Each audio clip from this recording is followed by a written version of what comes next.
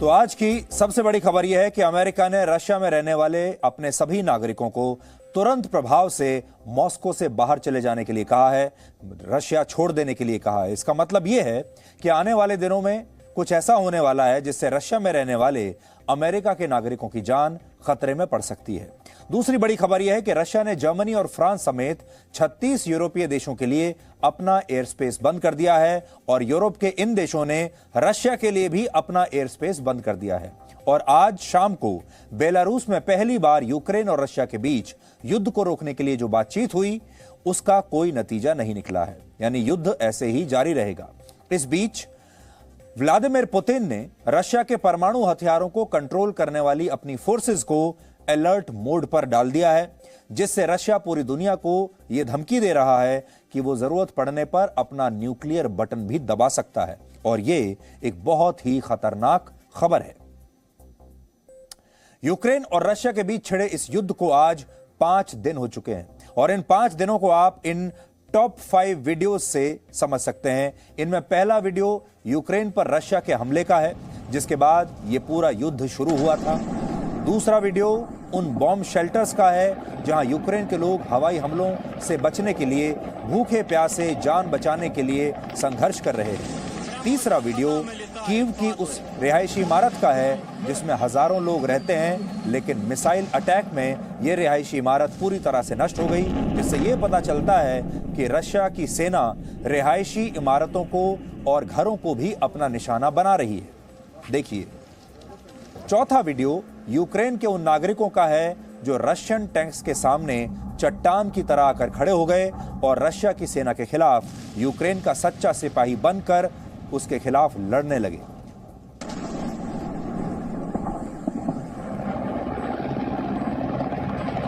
और पांचवा video Russia में युद्ध के खिलाफ हो रहे उन विरोध प्रदर्शनों का है जिनमें रशिया के ही लोग यूक्रेन का समर्थन कर रहे हैं और अपनी ही आर्मी का विरोध कर रहे हैं। ये 5 स्थितियां 5 दिन से चल रहे इस युद्ध का पूरा सार आज आपको बता देगी।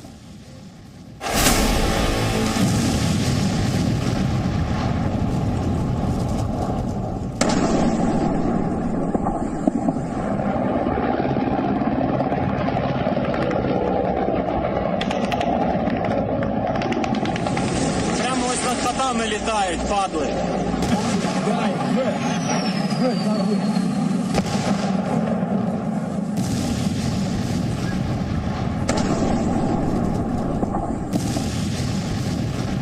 Ух, ебать!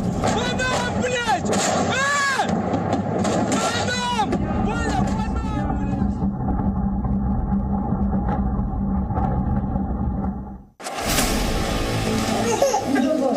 Тихо, тихо, тихо.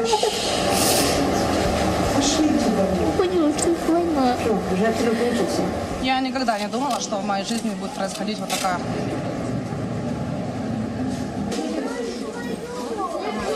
Специально, случайно.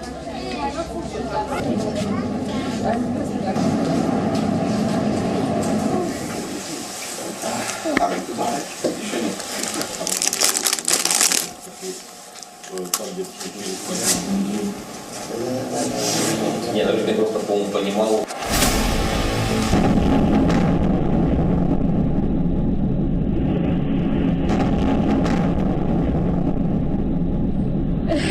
Ебать, мы в эпицентре. Это поставлю на это окно.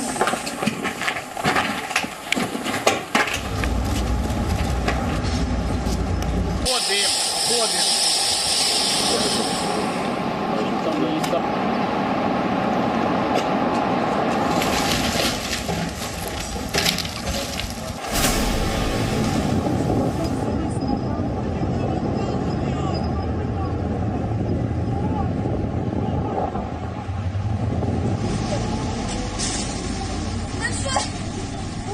Аня, камеру убери.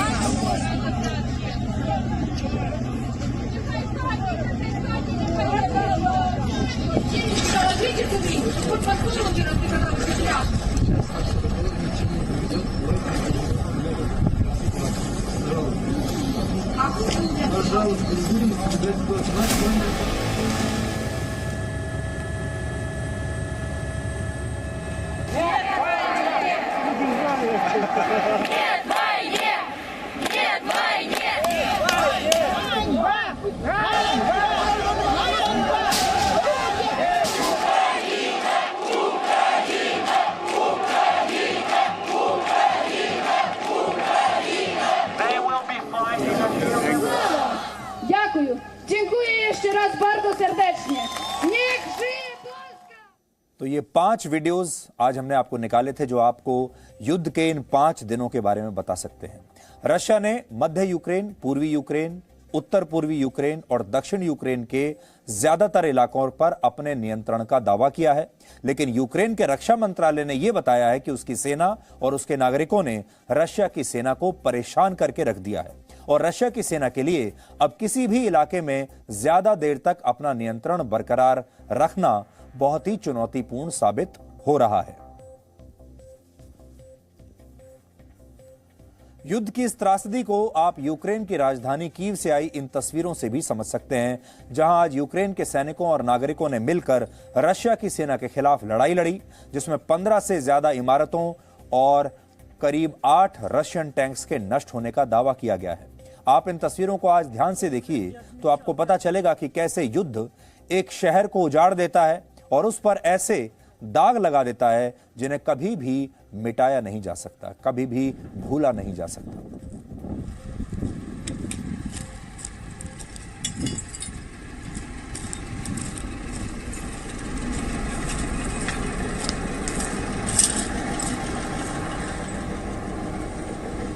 Тот, блядь, и от меча, блядь, погибнет, блядь. Вот так вся улица Вокзальная до самой Бучи, блядь. Я в долгу не остался, блядь, ребята, не остался в долгу. Вот что с них, блядь. Это вся улица Вокзальная, блядь. Это... यहां आपको एक और बात समझनी चाहिए और वो ये है कि जब दो देशों के बीच में या दो पक्षों के बीच में इस तरह का युद्ध होता है तो डिस इंफॉर्मेशन वॉरफेयर भी चलता है, या आप इंफॉर्मेशन वॉरफेयर कह लीजिए। सूचना का भी एक युद्ध चलता है और दोनों जो पक्ष होते हैं वो अपने अपने हिसाब से अपनी सूचनाओं को प्लांट करते हैं। यानी यूक्रेन ये कहेगा कि रशिया की जो सेना है वो नाकाम हो रही है और रशिया ये दावा करेगा कि उन्होंने पूरे यूक्रेन पर कब्जा कर लिया है।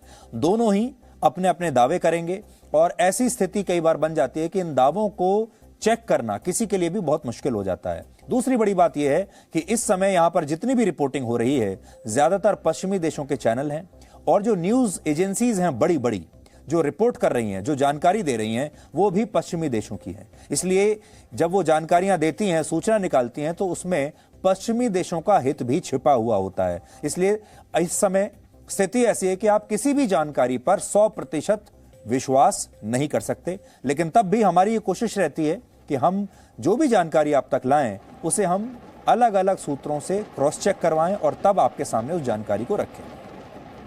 अब यूक्रेन का आरोप है कि कीव में रशिया के सैनिकों ने एक ऑयल डिपो को इसलिए आग लगा दी ताकि इस इलाके में रहने वाले यूक्रेन के नागरिक अपने घर छोड़कर भाग जाएं, लेकिन ऐसा हुआ नहीं और यूक्रेन के नागरिक अब भी इस इलाके में जमे हुए हैं और वो लगातार मुकाबला कर रहे हैं। हालांकि इस ऑयल डिपो में लगी आग को अब तक बुझाया नहीं जा सका है क्योंकि इस इलाके में रशिया की सेना किसी को भी प्रवेश नहीं करने दे रही है। अगर आग बुझाने की कोशिश की भी किसी ने तो उन्हें यहां प्रवेश करने की इजाजत रशिया की सेना नहीं दे रही है।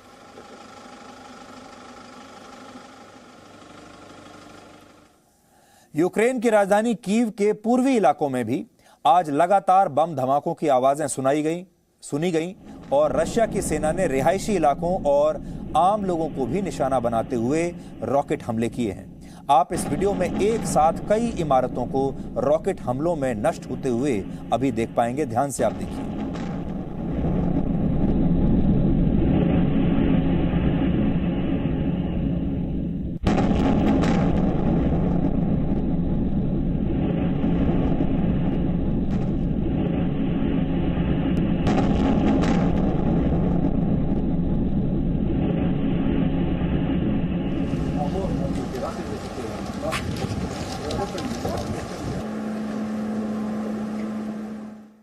ये जो इमारत अभी आपने देखी ये रिहायशी इमारत है ये बिल्डिंग है जिसमें लोगों के घर हैं।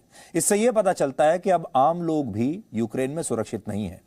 ये एक बहुत बड़ा विरोधाभास है कि आज जिस समय बेलारूस में यूक्रेन और रशिया के प्रतिनिधिमंडल के बीच शांति वार्ता चल रही थी, उस समय बेलारूस की सीमा से कुछ ही दूर यूक्रेन के खार्किव शहर में रशिया की सेना द्वारा मिसाइल अटैक्स किए जा रहे थे। यानी एक तरफ लड़ाई चल रही है, एक तरफ मिसाइल्स दागी जा रही हैं, एक तरफ लोग मर रहे हैं और दूसरी तरफ थोड़ी दूर शांति वार्ता चल रही है। इसलिए आज एक बड़ा सवाल यह है कि आज दुनिया किसकी बात को सही माने, क्योंकि एक तरफ बातों का शोर है और दूसरी तरफ बम धमाकों का शोर है।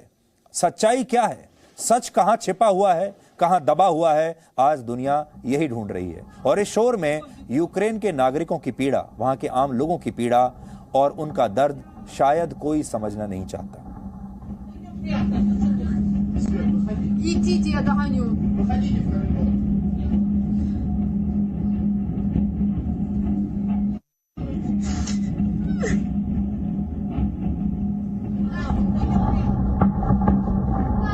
Бегом, бегом. Блядь, блядь.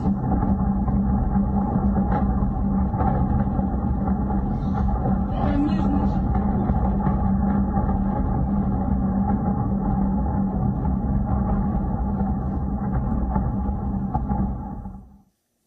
इस युद्ध में यूक्रेन के नागरिक एक सच्चे सिपाही की तरह अपने देश की रक्षा करने के लिए रशिया की सेना से लड़ रहे हैं।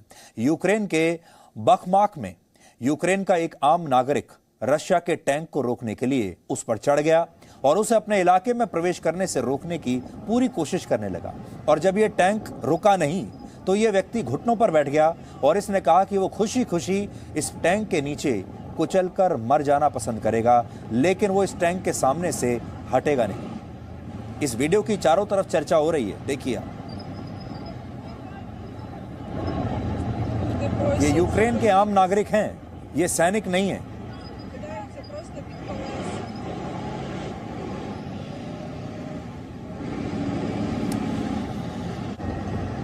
अब सोचिए यूक्रेन के नागरिक कैसे इस युद्ध में एक सैनिक की तरह रशिया के खिलाफ लड़ाई लड़ रहे हैं।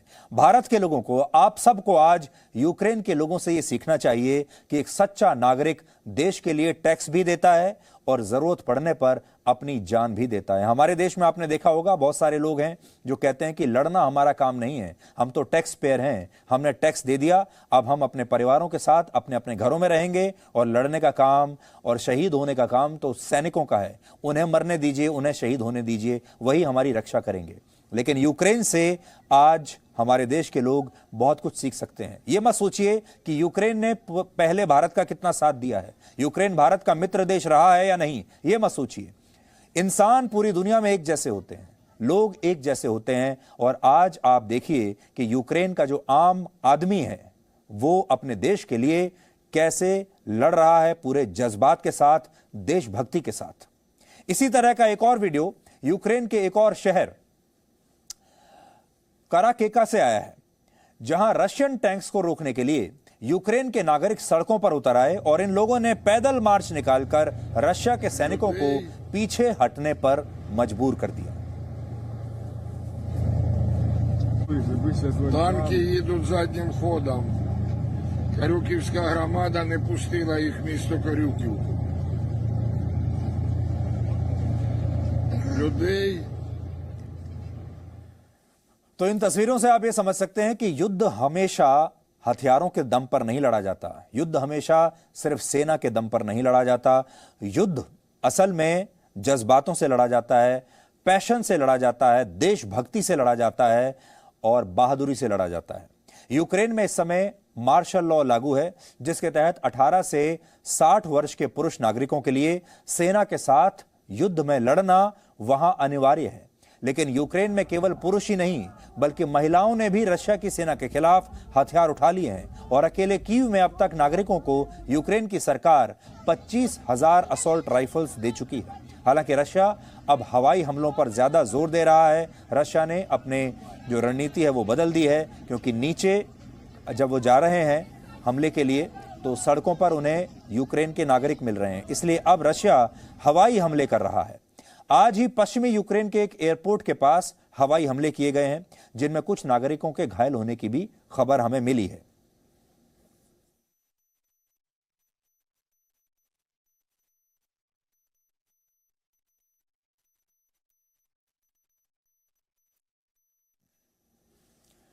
और इस संघर्ष के बीच आज बेलारूस में रशिया और यूक्रेन के बीच पहली बार बातचीत हुई है और बेलारूस के होमेल शहर में शांति वार्ता के लिए रशिया और यूक्रेन के प्रतिनिधिमंडल ने काफी लंबी चर्चा की। इस बैठक में यूक्रेन की तरफ से वहां के राष्ट्रपति जेलेंस्की के सलाहकार, यूक्रेन के रक्षा मंत्री और उप विदेश मंत्री शामिल हुए, जबकि रशिया की तरफ से राष्ट्रपति व्लादिमीर पुतिन के सलाहकार और बेलारूस के विदेश मंत्री भी इस बैठक में मौजूद रहे। ये बैठक करीब 3.5 घंटे तक चली है और इस दौरान यूक्रेन की तरफ से तुरंत सीज फायर लागू करने की मांग की गई।